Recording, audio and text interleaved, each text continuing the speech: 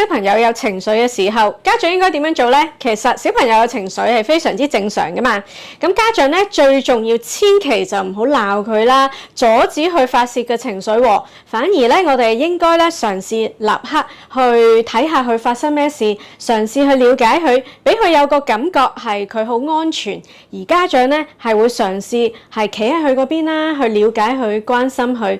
我哋可以嘗試拍下佢、攬下佢，或者咧俾佢平時中意嘅毛公仔、毛巾、cushion佢，等佢有個安全感先。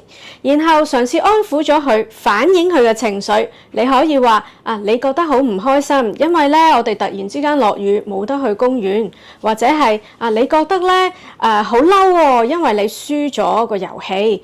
咁我哋嘗試咧去標籤個情緒，形容翻個情緒個作用咧，係訓練小朋友去明白自己個情緒嘅緣由係啲乜嘢嘢，將來會幫助佢自己用言語去表達翻自己嘅情緒嘅。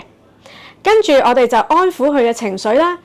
可能小朋友咧喺佢根本個腦部咧個發育係未完成嘅，所以咧佢係唔能夠自己去平息自己嘅情緒嘅喎。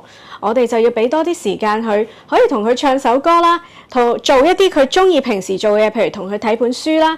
喺屋企我哋都可以考慮咧設立一個情緒嘅安撫嘅角落。喺嗰度我哋可以擺一啲咧佢中意嘅玩具啦、公仔啦、圖書啦。咁咧就係佢逢親去到嗰度就會好快自己慢慢適應咧嗰個安靜嘅角落啦，而唔需要好似一個懲罰你發脾氣啊，你自己去嗰度坐啦咁呢個方法咧就唔係幾好嘅。當佢冷靜咗之後，我哋就可以慢慢同佢解釋翻頭先其實發生緊咩事咧？你會唔會有其他嘅方法？除咗發脾氣之外，我哋仲有冇其他更加可行嘅方法咧？